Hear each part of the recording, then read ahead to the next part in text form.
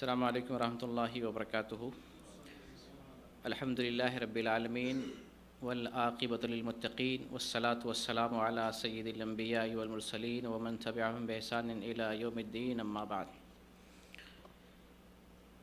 قال النبی صلی اللہ علیہ وسلم انما الاعمال بالنیات۔ عزیز دوستو اور میری ماں اور بہنوں، جیسا کہ ابھی ہم لوگ حج کورس کر رہے ہیں اور میری کوشش ہے کہ اس کورس کے ذریعہ جو حج کے مسائل ہیں، حج کا طریقہ وہ تو آپ جان ہی لیں گے، حج کے جو اہم مسائل ہیں، حج کے احکام ہیں، ان کو آپ تک ہم پہنچا دیں تاکہ آپ سنت کے مطابق حج کر سکیں۔ تو حج کا اصل جو لیکچر ہے وہ مغرب کے بعد ہے، لیکن میں نے مناسب سمجھا کہ مغرب سے پہلے بھی حج سے ریلیٹڈ ہی ایک ایسا موضوع رکھ دیا جائے جو لوگوں کے لیے زیادہ مفید ہو۔ تو میں نے اس مناسبت سے جو موضوع سوچا وہ ہے آپ حج کے لیے کیسے سفر کریں گے۔ یہ بھی حج کا ایک اہم ترین حصہ ہے، کیونکہ وہاں سے حج کی ابتدا ہو رہی ہے، عمل کی ابتدا ہو رہی ہے۔ حج ایک مبارک عمل جو زندگی کا ایک اہم فریضہ ہے اور زندگی میں ایک مرتبہ ہی ادا کرنا ہوتا ہے۔ اس فریضے کی ابتدا ہوتی ہے سفر سے، اس لیے اس سفر کو ہمیں جاننا بہت ضروری ہے۔ اختصار کے ساتھ اس سفر کو میں سمجھانے کی کوشش کروں گا۔ اگر آپ کی سفر کی ابتدا صحیح ہو جاتی ہے تو آپ کا سفر اور آپ کا حج انشاءاللہ بہترین رہے گا، وہ حج مبرور ہوگا۔ چنانچہ ایک حدیث جو بخاری میں ہے، اور بخاری میں امام بخاری رحمۃ اللہ علیہ نے متعدد مقامات پر تقریباً 7 جگہ پر یہ حدیث امام بخاری نے لایا۔ کون سی حدیث ہے؟ انما الاعمال بالنیات، بے شک تمام عملوں کا دار و مدار نیت پر ہے۔ یعنی جو کچھ ہم عمل کرتے ہیں اس کا دار و مدار نیت پر ہے کہ ہم اس سے پہلے اس عمل کی انجام دہی سے پہلے ہم نے کیا نیت کی ہے، ہم نے کیا سوچا ہے، یعنی کیا سوچ کے یہ کام ہم کر رہے ہیں، کس لیے یہ کام ہم کر رہے ہیں۔ آپ نے ضرور اپنے دل میں سوچا ہوگا، ارادہ کیا ہوگا، آپ نے فکر کی ہوگی۔ تو آپ نے جو پہلے فکر کیا ہے، سوچا ہے، اسی کا اثر عمل پہ پڑے گا، قبولیت اور عدم قبولیت کا۔ آپ نے اچھی نیت کی ہے، اخلاص کی نیت کی ہے، اللہ کی رضا کے لیے آپ نے وہ کام کرنا ہے، آپ کا عمل اللہ کی رضا کے لیے ہوگا، قبول کیا جائے گا۔ تو یہ جو حدیث ہے صحیح بخاری کی، اس حدیث کے الفاظ پہ غور کریں۔ انما الاعمال بالنیات، بے شک تمام عملوں کا دار و مدار نیت پر ہے۔ فمن كانت ہجرته الى اللہ ورسولہ فہجرته الى اللہ ورسولہ، جس کی ہجرت اللہ اور اس کے رسول کی طرف ہے، اس کی ہجرت اللہ اور اس کے رسول کی طرف مانی جائے گی۔ ہجرت سفر، مائگریٹ کرنا، ایک جگہ سے دوسری جگہ منتقل ہونا۔ حج میں بھی آپ منتقل ہو رہے ہیں، اپنے ملک سے آپ مکۃ المکرمہ کا سفر کر رہے ہیں، تو حج بھی آپ کا ایک طرح سے سفر ہے، ہجرت ہے۔ تو یہ ہجرت کیسی ہونی چاہیے، یہ آپ کا سفر کیسا ہونا چاہیے؟ الی اللہ ورسولہ، اللہ کی طرف، رسول کی طرف۔ فہجرتو، جس کا سفر ایسا ہوگا اللہ اور اس کے رسول کے لیے ہوگا، تو اس کی ہجرت اور اس کا سفر اللہ اور اس کے رسول کے لیے مانا جائے گا۔ اگر حج آپ اس لیے کر رہے ہیں کہ ہم سے اللہ راضی ہو، اور حج رسول اللہ صلی اللہ علیہ وسلم کے سنت کے مطابق، آپ کے طریقے کے مطابق انجام دیتے ہیں، تو آپ کا یہی حج مبرور کہلائے گا، یہ حج آپ کا حج مبرور ہو جائے گا۔ آگے نبی صلی اللہ علیہ وسلم فرماتے ومن كانت هجرته الى دنیا يصيبها او امرأة يتزوجها فهجرته الى ما هاجر الیہ، کہ جس نے سفر کیا یا ہجرت کیا دنیا پانے کے لیے، اور جس نے سفر کیا عورت پانے کے لیے، عورت کی تلاش کے لیے، عورت کی چاہت کے لیے سفر کیا، ہجرت کیا، تو اس کی ہجرت اسی کے لیے مانی جائے گی۔ دنیا کے لیے ہجرت کیا، دنیا کے لیے سفر مانا جائے گا۔ لڑکی اور عورت کو تلاشنے اور پانے کے لیے ہجرت کیا، تو اس کی ہجرت اسی نیت سے اور اسی اعتبار سے مانی جائے گی۔ تو جو حج کا سفر ہوتا ہے وہ دنیاوی سفر نہیں ہوتا ہے، وہ اللہ اور اس کے رسول کے لیے ہوتا ہے، یعنی اللہ کی رضا کے لیے اور سنت کے مطابق وہ سفر ہونا چاہیے۔ تو حج کی ابتدا ہی میں ہماری نیت خالص ہو جانی چاہیے کہ یہ ہمارا سفر الی اللہ ہے، اللہ کی رضا کے لیے ہے، لہٰذا ابتدا ہی میں، شروعات ہی میں ہم اپنی نیت کو خالص کر لیں، اللہ کی طرف رجوع کر لیں، گناہوں سے توبہ کر لیں، جو جو ہم نے کسی کا حق لیا ہے وہ ریٹرن کر دیں، لوٹا دیں، کسی پر ظلم کیا ہے اس سے معافی مانگ لیں۔ ابتدا میں یہ ساری چیزیں ہو جانی چاہیے، دل کی صفائی، جسم کی صفائی، نیت کی صفائی، یہ ساری چیزوں کی صفائی سفر سے پہلے ہو جانا چاہیے۔ اور عمل کی قبولیت کا دار و مدار نیت پر ہے، نیت اچھی ہونی چاہیے۔ علماء نے اس سلسلے میں لکھا ہے کہ عمل کی قبولیت میں 3 چیزیں بنیادی حیثیت رکھتی ہیں۔ پہلی چیز یہ ہے کہ آپ کا عقیدہ درست ہونا چاہیے، عقیدہ درست ہو، عقید توحید ہو۔ توحید نہیں اگر آپ کے پاس ہے تو آپ لاکھ سفر کر لیں، حج کا سفر کر لیں، عمرے کا سفر کر لیں، حج کر لیں، عمرہ کر لیں، آپ کا حج اور عمرہ قبول نہیں ہوگا۔ آپ کا عقیدہ صحیح ہونا چاہیے۔ جو لیکچر میں نے پچھلی دفعہ دیا تھا، اور جن بھائیوں نے میرا وہ لیکچر نہیں سنا ہے وہ دوبارہ وہ لیکچر سن لیں۔ عقیدے کی اصلاح ضروری ہے، اور پورا حج ہمیں پیغام دیتا ہے عقیدے کی طرف، اللہ کی طرف بلاتا ہے، ایک اللہ سے رشتہ جوڑواتا ہے، اللہ سے تعلق جوڑتا ہے یہ حج۔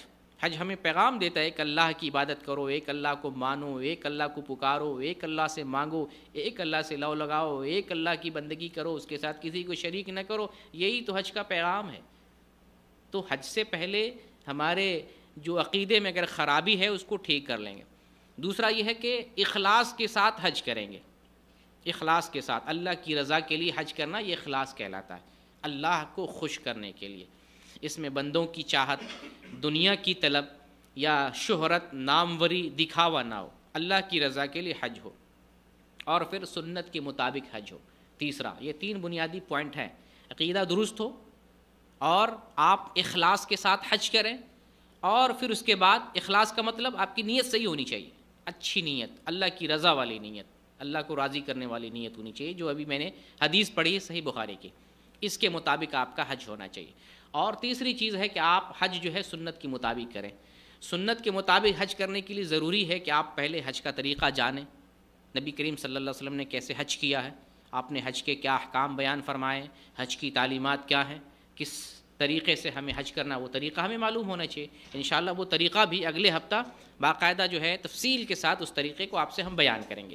ابھی ہمارا مقصد یہ ہے کہ آپ سفر کس انداز میں کریں گے، آپ کا سفر کیسا ہونا چاہیے۔ کیا یہ وہ سفر ہے کہ چل دیے کسی بھی طرح، کوئی سامان لیا، گٹری لے لی، تیار ہو گئے بس چل دیے، یا حج کا سفر کچھ تقاضا کرتا ہے آپ اپنی نیت کو خالص کر لیں، شرک کرتے تھے، بدعت کرتے تھے، عقیدے کی اصلاح کر لیں، حج کا طریقہ جان لیں، اور لوگوں کے جو مسائل ہیں، حقوق العباد سے متعلق جو مسائل ہیں، آپ ان مسائل کو سلجھا لیں۔ کوئی بندہ ناراض ہے، معافی مانگ لیں، کسی کا میں نے حق لیا ہے اس کا حق لوٹا دیں۔ یہ ساری چیزیں کر کے آپ اپنے آپ کو تیار کر لیں، ریڈی ہو جائیں۔ دوسرے نمبر پر یہ ہے کہ جب آپ سفر کرنے لگتے ہیں، حج کا سفر کرنے لگتے ہیں، اس سے پہلے ایک اہم ترین کام یہ بھی ہے کہ آپ استخارہ کریں۔ استخارہ ایک نماز ہے، استخارہ ایک نماز ہے۔ جابر رضی اللہ تعالیٰ عنہ بیان کرتے ہیں کہ نبی صلی اللہ علیہ وسلم ہم لوگوں کو، ہم صحابہ کرام کو جیسے قرآن کی سورتوں کی تعلیم دیتے تھے، اسی طریقے سے استخارہ کی تعلیم دیتے تھے۔ استخارہ بڑی اہم ترین نماز ہے۔ کوئی بھی اہم معاملہ ہو، کسی طرح کا کوئی تردد والا معاملہ ہو، آپ کچھ کرنا چاہتے ہوں، آپ 2 رکعت استخارہ کی نماز پڑھیں۔ تو نبی صلی اللہ علیہ وسلم قرآن کی سورتوں کی طرح استخارہ کی تعلیم دیتے، اور آپ ارشاد فرماتے کہ فرض نماز کے علاوہ 2 رکعت نماز پڑھو اور استخارہ کی دعا کرو۔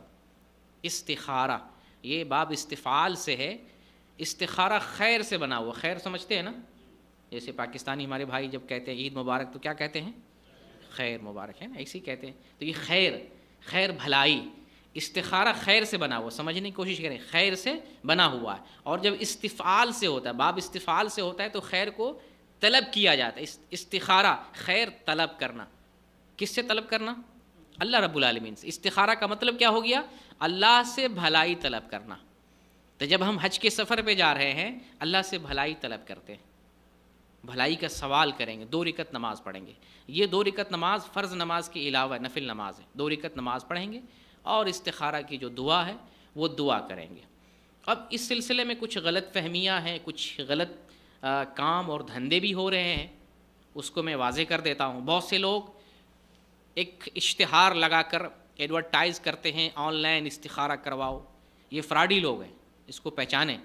اگر یہ جبہ لگایا ہو، شماغ لگایا ہو، داڑھی لمبی کیا ہو، ٹوپی لگایا ہو، آپ اس پر یقین نہ کریں۔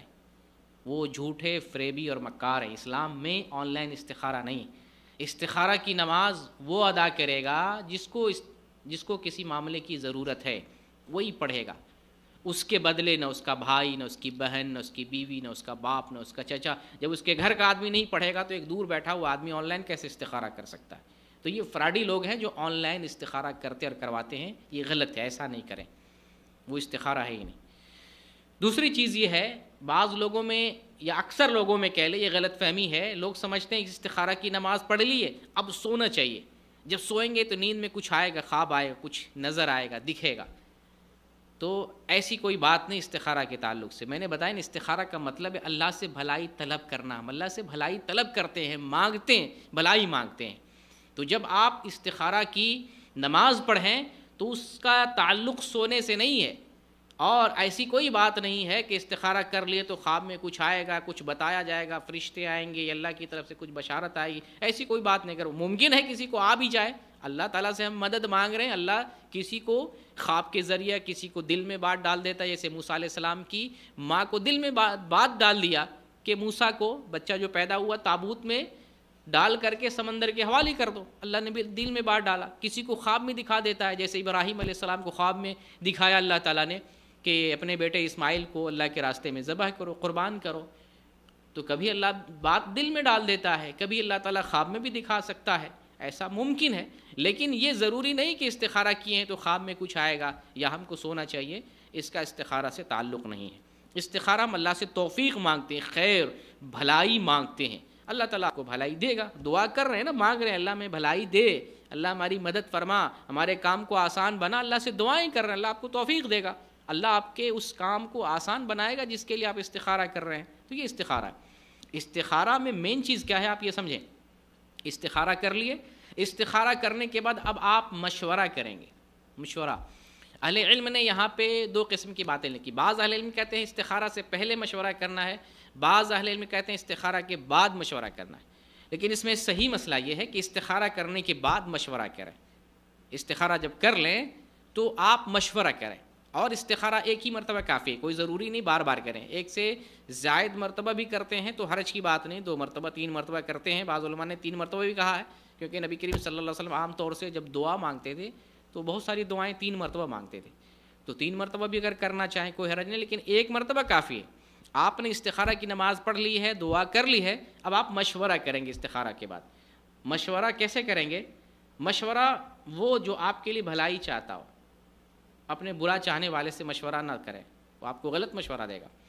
آپ کا بھلا چاہتا ہو, پھر مشورہ کے اہل ہو, اور جس معاملے میں مشورہ طلب کر رہے ہیں اس کا خبیر ہو, علیم جانکار ہو. جس معاملے میں آپ مشورہ طلب کرنا چاہتے ہیں اس معاملے کا جانکار ہو. مثلا میں نے حج کے لیے استخارہ کیا, اور استخارہ کرنے کے بعد میں اس معاملے میں مشورہ چاہتا ہوں, تو ہم کس کو بیٹھائیں گے؟ جو حج کی معلومات رکھتے ہیں, جو کتاب و سنت کی معلومات رکھتے ہیں, جنہوں نے پہلے حج کیا ہو. اس طرح کی کوالٹی کا کوئی آدمی ہے تو ایسے 2 3 4 لوگ علماء میں سے ہوں یا بڑے لوگوں میں سے جنہوں نے حج کیا ہے, سینس رکھتے ہیں, سینس آف ہیومر ہے, یعنی وہ صلاحیت رکھتے ہیں بات سمجھنے کی, سمجھانے کی, ان کے پاس خبرہ ہے, تجربہ ہے. ایسے آدمی چند آدمی کے ساتھ بیٹھیں اور مشورہ کریں کہ میرا ارادہ حج کا ہے, آپ اس سلسلے میں ہمیں کیا رہنمائی کرتے ہیں, ہمیں کیا کرنا چاہیے, کیسے جانا چاہیے, کیا احتیاط برتنا چاہیے, ہمیں کون سب چیزوں کی ضرورت پیش آئے گی. آپ یہ مشورہ کریں اہل علم سے, اور جس چیز میں آپ کو مشورہ درکار ہے اس طرح کے جو تجربہ کار آدمی ہیں ان سے مشورہ لینا چاہیے. یہ اہم چیز ہے. جب آپ نے مشورہ کر لیا, استخارہ کر لیا, مشورہ کر لیا, اب اس کے بعد سفر سے پہلے ایک ضروری چیز ہے, وہ ہے وصیت لکھنا. ہمارے یہاں یہ چیز نہیں ہے. ہمارے یہاں بس یہ وفات کے تعلق سے ہے, وہ بھی جب جھگڑے لڑائی ہوں, مسائل ہوں, تب ہم وصیت لکھتے ہیں. وصیت تو عام طور سے لکھنے والی چیز ہے. نبی کریم صلی اللہ علیہ وسلم فرماتے ہیں کہ کسی کے پاس وصیت کے قابل کوئی چیز ہو تو 2 رات بغیر وصیت کیے وہ سوئے نہیں, اس کے لیے مناسب نہیں ہے. 2 رات بھی بتائے اور گزارے, وصیت لکھ دینا چاہیے. تو حج تو بہت زندگی کا ایک اہم کام ہے. آپ بچوں کو, گھر والوں کو, ملک والوں کو, بستی والوں کو, سب کو چھوڑ کے بہت دور سفر پہ جا رہے ہیں. ایسا بھی ممکن ہے یہ سفر آپ کا آخری بن جائے. ایسا بھی ممکن ہے پھر آپ کے بعد جو ہے واپس لوٹنے کے بعد جو ہے مسائل بدل جائیں، بگڑ جائیں، کسی کو ضروری لین دین کا معاملہ ہو تو آپ کے غیبانے میں وہ معاملہ جو ہے سلجھا لیا جائے۔ ایسا نہ ہو کہ آپ حج پہ ہوں، آپ کے گھر میں آپ کے اہل و عیال کو پریشان کیا جائے، ان کو طعنہ دیا جائے، آپ کے خلاف کچھ بولا جائے اور آپ حج کے مبارک سفر پہ ہیں۔ تو وصیت کے قابل کوئی چیز ہے تو یہاں سمجھنا یہ ہے وصیت کے کئی پہلو ہیں۔ اس میں ایک ضروری پہلو یہ ہے کہ اگر وصیت اس قابل ہے کہ لکھا جانا چاہیے تو لکھنا ہے ہر حال میں، یہ واجب ہے۔ کب؟ جب آپ کے ذمہ کسی کی امانت ہو، جب آپ کے ذمہ کسی کا قرض ہو، جب آپ نے کسی کا حق لیا ہو، جب آپ کو کسی کو ضروری طور پر دینا ہو، کفارے کی کوئی چیز ہو، اس طرح کی کوئی چیز ضروری اور واجب چیز آپ کے ذمہ ہو تو وصیت لکھنا واجب اور ضروری ہے۔ لیکن اگر اس قسم کی واجب کوئی چیز نہیں، حقوق سے متعلق، لین دین سے متعلق، معاملات سے متعلق، تو ایسی صورت میں وصیت لکھنا واجب نہیں، مستحب ہے، کیونکہ یہاں ایسی کوئی امانت، ایسا کوئی قرض، ایسا کوئی معاملہ آپ کے ذمہ نہیں ہے، تو پھر ایسی صورت میں وصیت لکھنا مستحب ہے۔ لیکن ضروری چیز ہے، حقوق اور مسائل ہیں، اور عام طور سے اس وقت کون ایسا بندہ ہے جو گھر کا ذمہ دار اور سرپرست اور اس کے ساتھ مسائل نہ ہوں، حقوق اور لین دین اور معاملات نہ ہو، تو ساری چیزیں جو ہے لکھ کر گھر سے پھر آنا چاہیے۔ تو ایک وصیت کا معاملہ، سفر کرنے سے پہلے آپ وصیت لکھ دیں۔ وصیت میں ایسی کوئی ضروری نہیں ہے کہ آپ جو ہے اپنی جائیداد کو تقسیم کرنے لگیں، فلاں کو اتنا دینا، فلاں کو اتنا دینا۔ یہ جائیداد تقسیم نہیں کرنا ہے، جائیداد کی تقسیم وفات کے بعد ہے، اور وہ لوگ جو زندگی ہی میں اپنی جائیداد تقسیم کر دیتے ہیں وہ بھول کرتے ہیں، غلطیاں کر رہے ہیں، شریعت کی خلاف ورزی کر رہے ہیں، اور وراثت کا نظام درم برم ہو جائے گا۔ وراثت کا نظام جو ہے، بیوی کو کچھ حصہ ہے، شوہر کا کچھ حصہ ہے، اولاد کا کچھ حصہ ہے، والدین کا کچھ حصہ ہے۔ تو جب آپ اپنی زندگی میں جائیداد تقسیم کرتے ہیں، یہ پورا کا پورا نظام درم برم ہو جاتا ہے۔ پھر آپ وراثت کے نظام کو نافذ نہیں کر سکتے ہیں۔ جب زندگی میں تقسیم کریں گے تب آپ کو ہدیہ کے طور پر سب کو برابر دینا ہے، جتنا بیوی کو دینا، اتنا بچے کو دینا، اتنا باپ کو دینا، اتنا جو ہے دوسروں کو دینا۔ تو بہرکیف کہنے کا مقصد یہ کہ حج سے پہلے زمین اور جائیداد کو تقسیم نہیں کرنا ہے۔ جو حق کا معاملہ ہے، قرض کا معاملہ ہے، لین دین کا معاملہ ہے، ان چیزوں کو وصیت میں لکھ دینا۔ اگر کسی کا قرض ریٹرن کرنا ہے، بندہ اس وقت موجود نہیں، آپ لکھ کے جائیں فلاں کا قرض میرے ذمہ ہے، وہ جب آئے مطالبہ کرے اس کو اتنا پیسہ دے دینا۔ آپ پیسہ دے کر آئیں، لکھ دیں اور پیسہ دے کر آئیں۔ تو کہنے کا مطلب یہ ہے کہ ایسی کوئی چیز ہے تو وصیت ہمیں لکھ کر آنا چاہیے۔ ایک مسئلہ اور ہے، سفر سے پہلے اپنے گھر والوں کا خرچہ، نفقہ، اخراجات مکمل، جتنے دن آپ رہیں گے اور واپس آئیں گے، جتنے دن کا آپ کا سفر حج ہے، اتنے دنوں کا آپ انتظام کر کے پھر گھر سے آئیں۔ بال بچوں کو، بیوی بچوں کے خرچہ کو نہ دے کر یوں ہی سفر پر نکل جانا ان کے ساتھ ان پر ظلم ہے۔ اور حدیث ایک آپ کو سناتا ہوں، نبی کریم صلی اللہ علیہ وسلم فرماتے ہیں کہ آدمی کے گناہگار ہونے کے لیے یہی کافی ہے کہ اس کے ذمہ جس کے اخراجات ہیں ان کے اخراجات کو ضائع کر دے، ان کے اخراجات کو نہ دے، نفقہ نہ دے۔ بیوی بچوں کا ہمارے اوپر، ہم ان کے کفیل ہیں، ذمہ دار ہیں، خرچہ ہمارے ذمہ ہے۔ ہم حج پہ جا رہے ہیں تو ان کو جو خرچہ چاہیے اتنے دنوں کا خرچہ ہمیں دے کر آنا چاہیے۔ اور پھر گھر میں والدین ہوتے ہیں، ماں باپ، بوڑھے ماں باپ ہوتے ہیں، بیوی بچے، تو اپنے پیچھے جو ہمارے بچے ہیں، بیوی ہے، والدین ہیں، پیسے کے ساتھ ساتھ ان بچوں کی رہائش میں اگر کوئی خلل ہے، آپ سمجھتے ہیں میرے جانے سے میری بیوی کو کوئی خطرہ ہے، گھر میں جوان لڑکی ہے اس کو کوئی خطرہ ہے، بوڑھے ماں باپ ہیں ان کی خدمت کا مسئلہ ہے، یہ سارے مسئلے سلجھا کے آئیں، کسی ایسے محرم کو گھر میں چھوڑ کے آئیں جو بیوی بچے اور والدین کی خدمت کر سکیں۔ اگر نہیں ہو سکے تو آپ پیسے ہی کے ذریعہ ہو والدین اور ان لوگوں کی ذمہ داری اور نگہداشت کسی کے سپرد کر کے آئیں۔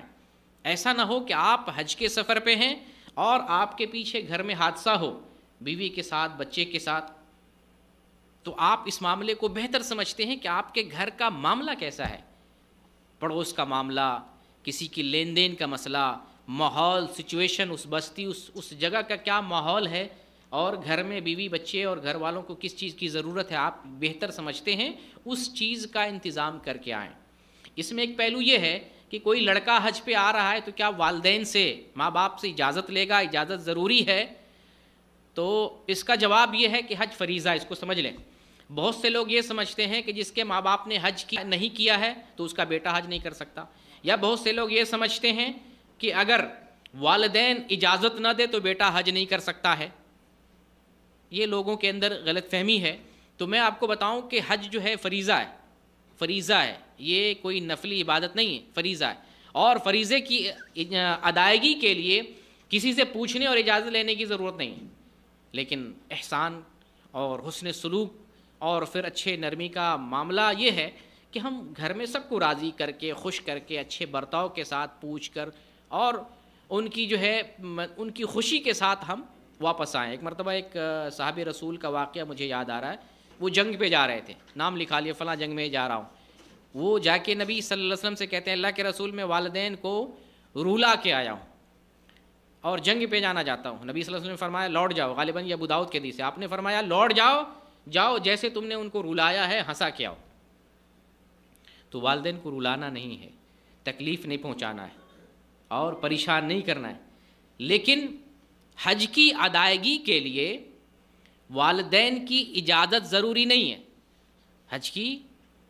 حج کا فریضہ انجام دینے کے لیے والدین کی اجازت ضروری نہیں، اور اسی طریقے سے اگر کسی کے والدین نے حج نہ کیا ہو تو ایسا نہیں کہ اس کے لڑکے جو ہے یا اس کی اولاد حج نہیں کر سکتی، اس کی اولاد حج کر سکتی ہے۔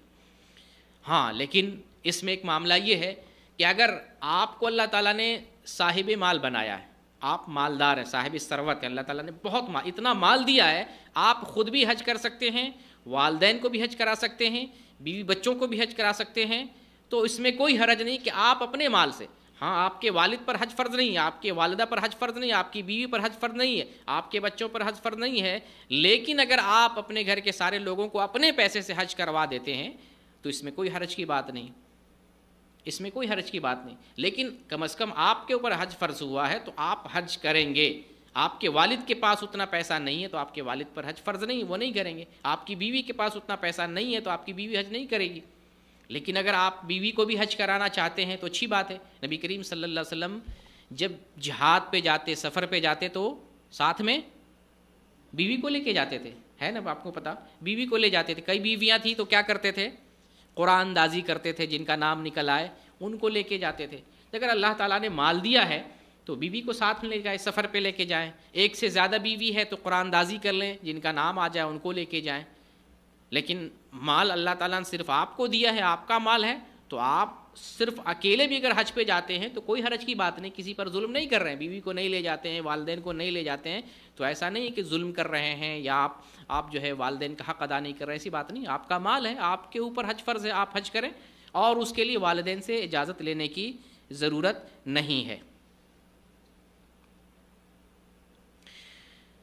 حج کرنے کے لیے آپ کا پیسہ بھی حلال ہونا چاہیے۔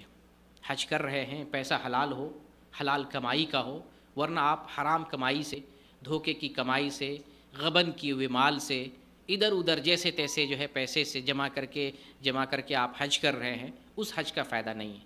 اس سے بہتر ہے کہ آپ حج نہ کریں، لوگوں کا وہ حق لوٹا دیں تو اللہ تعالیٰ قیامت میں پکڑے گا نہیں۔ میں ایک مشورہ دیتا ہوں، اگر آپ کے پاس ایسا پیسہ ہے، رشوت سے، غبن سے، قرض لے کر، لوگوں کو پریشان کر کے آپ نے جمع کیا ہے، اس پیسے سے آپ حج کر رہے ہیں، آپ کا حج تو قبول نہیں ہوگا، لیکن گناہگار آپ الٹے ضرور ہوں گے، قیامت میں الگ سے آپ پکڑے جائیں گے۔ جن لوگوں کا آپ کے اوپر حق ہے سب پکڑیں گے آپ کا۔ اس سے بہتر آپ حج نہ کریں، ان پیسوں کو، لوگوں کا پیسہ، ان پیسوں کو لوگوں کے حوالے کر دیں، لوگوں کو جو ہے لوٹا دیں۔ نبی کریم صلی اللہ علیہ وسلم جب سفر کرتے تھے تو جمعرات کا دن منتخب کرتے تھے، عام طور سے آپ جمعرات کا دن منتخب کرتے تھے، اور آپ نے حکم دیا ہے کہ رات میں سفر کرو، کیونکہ رات میں زمین لپیٹ دی جاتی ہے، یہ آپ کا حکم ہے۔ لیکن آج جو حج کا معاملہ ہے، شیڈول بنا ہوتا ہے، سارا پیک ہوتا ہے، ہم کو نکلنا ہوتا ہے، ہم کو سفر کرنا ہے، بس شیڈول ہمیں دیکھنا، اس شیڈول کے حساب سے چلنا ہے، تو اس میں کوئی حرج کی بات نہیں، کسی بھی دن کا شیڈول ہو نکلا جا سکتا ہے۔ ایک مسئلہ جمعے کا مسئلہ ہے کہ جمعے کی نماز کا وقت ہے، اذان ہو گئی ہے، اب یہ ایک ایسا وقت ہے جس وقت سفر نہیں کرنا چاہیے، آپ جمعے کی نماز پڑھ لیں پھر فوراً نکل جانا چاہیے، کیونکہ اتنی اجازت اور اتنی جو ہے وسعت تو ہوتی ہے، تو بہرکیف شیڈول پیک ہوتا ہے، اس لیے جو ہے جو وقت آپ کے لیے مناسب، جو وقت متعین کیا گیا ہے اس وقت میں آپ نکل جائیں۔ ایک معاملہ یہ بھی ہے، حج سے پہلے ہی متعدد جگہ پہ جو ہے کورس چلائے جاتے ہیں، حج کے ٹریننگ کورس چلتے ہیں، آپ اس کورس میں حصہ لیں، جو سمجھتے ہیں اوتھینٹک معلومات دی جاتی ہے، صحیح بات بتائی جا رہی ہے، اس کورس میں شریک ہوں اور وہ کتاب حاصل کریں جس میں قرآن اور حدیث کی روشنی میں حج کے مسائل اور حج کا طریقہ بیان کیا گیا ہو۔ بدعتی کتابیں آپ کو متعدد ملیں گی جس میں ہر چکر کی الگ الگ دعا لکھی گئی ہے، ہر کام کے لیے الگ الگ نیت، آپ جب مکہ پہنچ رہے ہیں کعبہ دیکھنے کی الگ نیت، طواف شروع کرنے کی الگ نیت، سعی کرنے کی الگ نیت، اور ہر چیز کی الگ الگ نیت کی گئی ہے، وہ سب اپنی طرف سے ایجاد کی گئی ہے۔ ایسی کتاب آپ نہ لیں، وہ کتاب لیں جس کتاب میں قرآن و حدیث کی روشنی میں صحیح مسئلہ بیان کیا گیا، اور اس ٹریننگ کورس میں شرکت کریں جس میں قرآن اور حدیث کی روشنی میں آپ کو صحیح بات بتائی جائے، حج کا صحیح طریقہ آپ کو بتایا جائے، اور ایسی کتابوں سے پرہیز کریں جو کتابیں جو ہے قرآن و حدیث کے خلاف ہوں، یا اس کے اندر جو ہے کچھ ایسی چیزیں مکس کی گئی ہوں جو قرآن و حدیث کے خلاف ہو۔ آپ ضرور اپنے ساتھ حج کی کتاب رکھیں، سفر میں حج کی کتاب یا جو ہے مسنون دعائیں اور اس طرح کی جو ضروری چیزیں ہیں وہ اپنے ساتھ رکھیں۔ اچھا، سفر کر رہے ہیں، آج کل تو بہت سارے گاؤں سے کئی لوگ چلتے ہیں، تو سفر میں ایک آدمی کو امیر متعین کر لینا چاہیے، جو بہترین آدمی ہو، پڑھا لکھا ہو، سمجھدار ہو، تقوی والا ہو، امانت دار ہو۔ اس سے فائدہ یہ ہوگا کہ ہم اس کی ذکاوت سے، اس کی سمجھداری سے اور اس کے علم و فہم سے ہم فائدہ اٹھا سکتے ہیں۔ ہمارے پاس امانت ہو، دے سکتے ہیں، کچھ پوچھنا ہو، یا وہی جو ہے گائیڈ کرتے ہوئے چلیں گے، فلاں جگہ چلنا ہے، فلاں جگہ نکلنا ہے، فلاں کام کرنا ہے۔ اگر آپ کی جماعت میں عالم دین ہو قرآن و حدیث کا، تو یہ سب سے اچھی چیز ہے، یہ سب سے اچھی چیز ہے۔ حتیٰ کہ اگر بستی میں کوئی غریب عالم ہے، مسجد کا امام ہے، غریب ہے، کئی سالوں سے آپ کی خدمت کر رہا ہے، آپ نے تنخواہ کے نام پر 2-4 ہزار 5 ہزار دیا ہوگا، 6 ہزار دیا ہوگا، بستی سے 100 آدمی یا 50 آدمی یا 20 آدمی حج کر رہے ہیں، میں تو سمجھتا ہوں کہ سب لوگ مل کر کے کچھ پیسہ لگا کر اس امام کو حج پہ لے چلیں، ساتھ رکھیں، وہ آپ کے امیر بھی ہوں گے، دعائیں بھی لگیں گی، اور وہ آپ کی خدمت پر متعین ہیں، تو انشاءاللہ جو ہے کسی طریقے سے اس کا جو ہے کچھ نہ کچھ آپ حق ادا کرنے کی کوشش کریں گے۔ یہ میں سمجھ رہا ہوں ایک اچھی چیز ہے۔ آپ کے گاؤں میں ایک امام جو ہے 10 سال سے 20 سال سے خدمت کر رہا ہے، اور تنخواہ کے نام پر 5 ہزار 7 ہزار 10 ہزار آپ دیتے ہیں، حج کے موقع پر بستی سے 25 لوگ 40 لوگ حج کرنے جا رہے ہیں، آپ کی جماعت میں کوئی عالم نہیں، کوئی گائیڈ کرنے والا نہیں ہے، ایک بہتر تو یہ راستہ ہے کہ آپ سب لوگ کچھ پیسہ جمع کر کے ان کو آپ حج کرا دیتے ہیں، تو آپ کے لیے رفیق سفر ہو جائیں گے، امیر کارواں ہو جائیں گے، اور پھر آپ کی بستی کے ہیں، آپ کی خدمت پر مامور ہیں، اس اعتبار سے ان کا حق، ان کی دلجوئی، اور ان کو جو ہے مطلب ایک طرح سے جو حق بنتا ہے آپ کے اوپر، اس حق میں سے کچھ حصہ داری نبھانے کی کوشش کر سکیں گے۔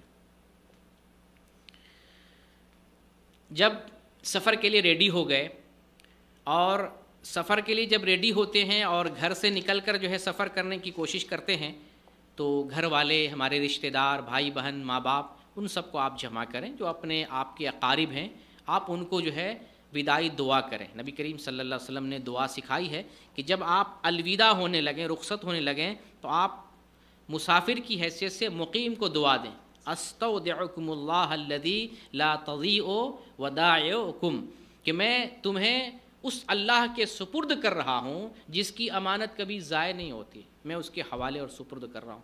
یہ دعا آپ جو ہے مقیم کو، مسافر کو دینا ہے، اور جو مقیم ہے وہ مقیم مسافر کو اس طرح سے دعا دے گا جو نبی صلی اللہ علیہ وسلم نے دعا سکھائی ہے، استودع اللہ دینک و امانتک و خواتیم عملک، کہ میں تمہارے دین کو، تمہاری امانت کو، تمہارے عملوں کی انجام دہی کو، خاتمے کو اللہ کے سپرد کرتا ہوں۔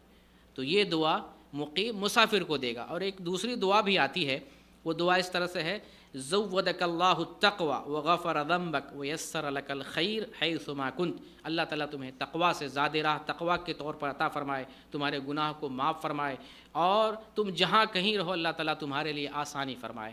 تو یہ دعا جو ہے مقیم آدمی مسافر کو دے گا۔ جب سفر میں نکل رہے ہیں تو آپ یہ دھیان دیں کہ آپ مسافر ہیں، مسافر کو ہلکا رہنا چاہیے، بہت ساری چیزیں تو ہم بتا چکے ہیں، نیت کے اعتبار سے، عمل کے اعتبار سے، توبہ استغفار کے اعتبار سے تو آپ پہلے تیار ہو چکے ہیں۔ اب آپ سفر کے لیے جب نکل رہے ہیں، آپ کا سامان سفر مختصر ہونا چاہیے، بہت زیادہ نہیں لے لیں۔ بہت سارے لوگوں کو دیکھا جاتا ہے کہ بہت ساری چیزیں گٹھری میں لے لیتے ہیں، مسالے، چاول، دال، تو یہ ہے کہ یہاں چیزیں مہنگی ملتی ہیں، لیکن حج پہ آ رہے ہیں تو اس میں تکلیف اٹھانے کے بجائے اگر کچھ چیزیں مہنگی کھا لیتے اس میں فائدہ ہی، جسمانی فائدہ ہے۔ ہو سکتا ہے آپ زیادہ سامان لا رہے ہیں، تھک جائیں، بدن چور چور ہو جائے، تکلیف ہو جائے، بیمار پڑ جائیں، ایسا بھی ہو سکتا ہے، لیکن ہلکے رہیں گے، آپ تندرست رہیں گے اور کچھ پیسہ ایکسٹرا زیادہ لے کے آتے ہیں اور خرید کر کھاتے ہیں تو اس میں کوئی حرج کی بات نہیں۔ سامان مختصر ہونا چاہیے، ضروری چیز ضرور لیں، ضروری کپڑے ہوں، ضروری دوا ہو، پھر جو ہے حج گائیڈ بک ضرور ہونا چاہیے آپ کے پاس، تاکہ اس گائیڈ بک کو آپ پڑھتے رہیں۔ جو دعا آپ کو حج کی نہ یاد ہو اس دعا کو یاد کرتے رہیں، تلبیہ ہے، پھر اسی طریقے سے صفا اور مروہ پہ جو دعا پڑھی جاتی ہے، عرفہ میں جو دعا پڑھی جاتی ہے۔ اس کے علاوہ چونکہ آپ مسافر ہیں، سفر پہ ہیں اور حج کے مسافر ہیں، اللہ کے گھر کی طرف جا رہے ہیں، آپ کا سفر مبارک ہے، آپ تو اس لیے جا رہے ہیں کہ اللہ تعالیٰ آپ کا عمل قبول کرے، آپ کی ضرورتیں پوری کرے، آپ کا گناہ معاف کرے، تو آپ بار بار دعا کریں گے تو اچھی اچھی دعائیں حج کی کتابوں میں لکھی ہوئی رہتی ہیں، ان دعاؤں کو بھی یاد کریں، حج کا طریقہ معلوم کرتے رہیں۔ اس لیے حج گائیڈ بک آپ کے پاس ہونا چاہیے، ذکر کی ایک کتاب ہونی چاہیے، اور پھر جو ہے عالم کی صحبت ہو یا ایک کوئی بہترین آدمی پڑھا لکھا ہو تو آپ کا جو ہے رہنما اور رہبر ہو، تاکہ ان کے ذریعے سے بھی آپ کو گائیڈ ملتا رہے۔ جب آپ گھر سے نکلیں تو گھر سے نکلنے کا جو ہمارا انداز ہوتا ہے اس کو ہمیں بدلنے کی اور اس کو ختم کرنے کی ضرورت ہے، جو آج کل دیکھنے کو مل رہا ہے، ڈی جے گاجے، پھر جو ہے وہ دھوم، وہ جو ہے ناچ، وہ پھر جو ہے 50 سینکڑوں آدمی مالا لیے کھڑے ہوئے ہیں، قطار میں لگے ہوئے مالا پہنا رہے ہیں، جیسے لگ رہا ہے کوئی کمانڈر کوئی رخصت ہو رہا ہے، کوئی آدمی ملک فتح کرنے جا رہا ہے، کوئی آدمی۔ یہ عبادت کا معاملہ ہے، عبادت کا معاملہ، آپ عبادت کرنے جا رہے ہیں، اللہ کے گھر میں جا رہے ہیں، جیسے آپ مسجد جاتے ہیں نماز پڑھنے کے لیے، فجر کی نماز ہو، ظہر کی نماز ہو، عصر کی نماز ہو، آپ اسی طریقے سے اللہ کی بندگی کرنے کے لیے، اللہ کی عبادت کرنے کے لیے، اللہ کی رضا کے لیے آپ مکہ آ رہے ہیں۔ آپ کو ان سب چیزوں کی ضرورت نہیں ہے۔ دیکھیں سفر سے پہلے کتنے ڈرامے ہوتے ہیں، آدمی گھوم گھوم کے پورے رشتہ داروں سے ملاقات کرتا ہے، یہاں وہاں پورے گاؤں کی دعوت کھاتا ہے، جس کی دعوت نہیں ملتی ہے وہ حاجی صاحب بھی ناراض ہو جاتے ہیں، ان سے باتیں نہیں کرتے ہیں، ان کی کوئی پرچی نہیں لکھتے ہیں، چلتے وقت لوگ پرچیاں لکھ کے دیتے ہیں، انہی کی پرچی لیتے ہیں جو دعوت کھلاتے ہیں، جو کچھ ہدیہ تحفہ دیتے ہیں۔ یہ سب ڈرامے ناٹک ہیں، ان سب کو بند ہونا چاہیے، سب شہرت کی چیزیں ہیں۔ آپ حج اللہ کی رضا کے لیے کر رہے ہیں تو ان چیزوں کو بند کریں۔ جو کوئی دعوت دے رہا ہے دوسرے گاؤں سے، فلاں گھر سے، فلاں گھر سے، آج آپ کو دعوت کیوں دے رہا ہے؟ کس لیے دے رہا ہے؟ کس بنیاد پہ دے رہا ہے؟ آپ بتائیں، میں جب حج کر کے آؤں گا 2-3 مہینے کے بعد مجھے دعوت کر دینا، نہیں کرے گا، وہ پوچھے گا بھی نہیں۔ آج کیوں ضرورت ہے جب آپ حج پہ جا رہے ہیں دعوت کرنے کی؟ جس نے آپ کو کبھی سلام نہیں کیا تھا، جس نے کبھی آپ کو دعوت نہیں دی تھی، کبھی چائے نہیں پلایا تھا، وہ آدمی لسٹ بنی ہوئی، آج فلاں کے یہاں، آج فلاں کے یہاں، دوپہر یہاں، ناشتہ وہاں، کھانا وہاں، ایک پوری لسٹ بنی ہوئی، پورے دن جس دن سے اعلان ہوتا ہے فلاں صاحب حج پہ جا رہے ہیں، ایک لمبی سی جو ہے لسٹ بنتی ہے دعوتوں کی، ملاقات کی، ملنے جلنے کی۔ یہ سب غلط چیزیں ہیں، یہ ایک طرح سے غلط چیزیں، غلط رواج پیدا ہو گیا ہے۔ ان رواج کو بند کرنا چاہیے۔ اس کو سب سے پہلے بند وہ کرے گا جو خود حج کر رہا ہے، وہ کہے میں دعوت نہیں کھاتا، میں ملنے نہیں جاتا، میں فلاں جگہ نہیں جاتا۔ آپ ضروری میٹنگ میں جائیں، آپ حج ٹریننگ کورس میں جائیں، لیکن ہر جگہ میٹنگ لوگ جو ہے بس شہرت کے لیے بلا رہے ہیں، میٹنگ کرا رہے ہیں، بیٹھک کروا رہے ہیں، تعارف کے لیے، میرا بھی پرچی لے جانا، مجھے بھی یاد رکھنا، ان سب چیزوں کی ضرورت ہے، ان سب چیزوں کو بند کرنا چاہیے۔ ٹھیک ہے، سمپل سادہ طریقے سے گھر سے نکلے۔ نبی صلی اللہ علیہ وسلم جہاد پہ جاتے تھے، عمرے پہ جاتے تھے، سفر پہ جاتے تھے۔ جب نبی کے لیے، صحابہ کے لیے ایسا نہیں کیا گیا ہے تو ایک عام آدمی جو سراپا گناہ گار ہے، پتہ نہیں کس نیت سے جا رہا ہے، پتہ نہیں وہ کیا کیا زندگی میں کیا، ہم اس کو ایسے رخصت کر رہے ہیں جیسے لگتا ہے کوئی ملک فتح کر کے آئے گا۔ ان سب چیزوں کو بند ہونا چاہیے، اور اس بند ہونے میں سب سے پہلا ہاتھ کس کا رہے گا؟ اس کا رہے گا جو حج کر رہا ہے۔ وہ کہے گا میں نہیں جاتا، میں نہیں کھاتا، میں نہیں ایسا کام کرتا۔ ہاں الگ بات ہے کہ آپ کے رشتہ دار ہیں، آپ ان سے مل لیں، جس کا حق آپ نے لیا اس کو حق لوٹا دیں، اس سے معافی مانگ لیں۔ اب یہ بھی ایک چلن ہے، پورے گاؤں سے گھوم گھوم کے معافی، مجھے معاف کر دو، مجھے معاف کر دو۔ آج سے پہلے تو کبھی معاف نہیں کیا۔ اگر ایک تماچا مار دیا، آپ 10 تماچا مارتے ہیں، ایک ڈنڈا لے آیا تو آپ بندوق لے کے آ جاتے، آج پورے گاؤں سے معافی مانگ رہے۔ تو یہ تو ڈرامہ ہے نا۔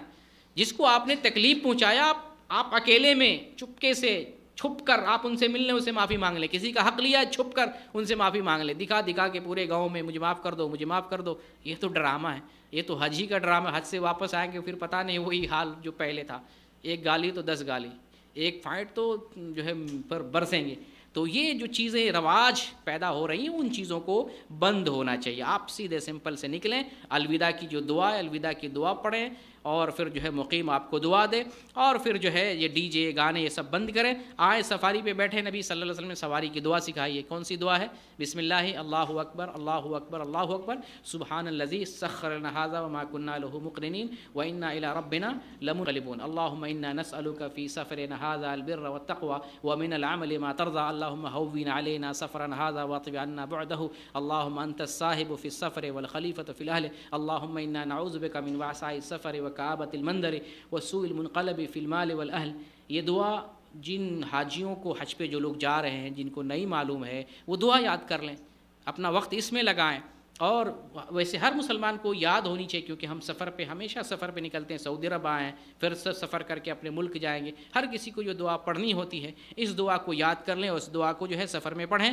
جن لوگوں کو یہ دعا یاد نہیں ہے وہ یہ دعا یاد کر لیں اور اس دعا کو پڑھنے کی کوشش کریں.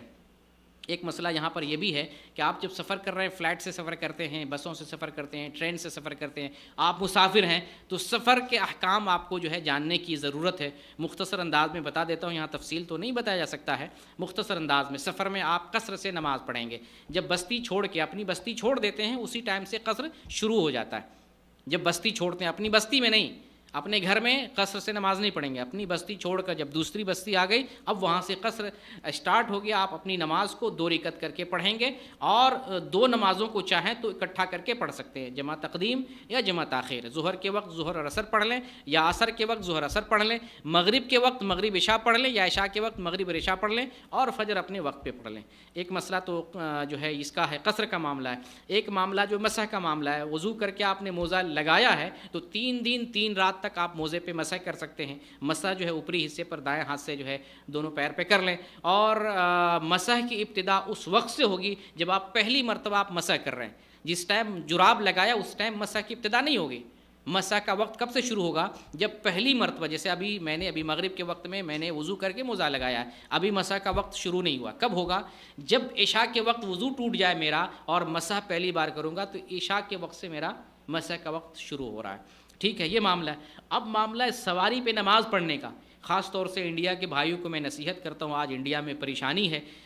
ٹرین میں نماز پڑھ لی جائے، یا ایئرپورٹ پہ، یا اسی طریقے سے جو ہے اسٹیشن پہ، یا کسی پارک میں، یا کسی روڈ پہ کہیں نماز پڑھ لی جاتی ہے، اس کی تصویر بنائی جاتی ہے، اس پر کیس درج کیا جاتا ہے، اس کو پریشان کیا جاتا ہے. لہٰذا آپ احتیاط رکھیں اور وہی نماز پڑھیں جو آپ کے لیے بالکل سیف ہو، جو پبلک پلیس ہو، ٹرین ہو، بس ہو، ایسی جگہوں پہ جو ہے آپ دیکھ کر احتیاط سے پڑھیں جہاں آپ کے لیے کوئی اس طرح کا کوئی خطرہ نہ ہو. اور فلائٹ میں میرے خیال سے کوئی مسئلہ نہیں ہوتا ہے، تو فلائٹ میں بھی سواری پہ نبی صلی اللہ علیہ وسلم نے فرض نماز نہیں پڑھی ہے. لیکن اگر نماز ضائع ہونے کا خطرہ ہے تو سواری پہ بھی نماز پڑھ سکتے ہیں، چاہے ٹرین ہو، بس ہو، فلائٹ ہو، آپ اس پہ نماز پڑھ سکتے ہیں. اس پہ نماز کیسے پڑھیں گے؟ کیونکہ سواری جو ہے ہمیشہ ٹرن لیتی رہتی ہے، تو پہلی دفعہ جب آپ نماز کی ابتدا کر رہے ہیں اس وقت آپ کی بلا رخ ہو جائے، پھر اس کے بعد سواری جس طرف جائے کوئی حرج کی بات نہیں. لیکن اگر آپ جو ہے نماز سواری سے اتر کے پڑھ سکتے ہیں، نماز چھوٹ نہیں سکتی ہے، نماز کا وقت فوت نہیں ہوگا، تو سواری پہ نہ پڑھیں،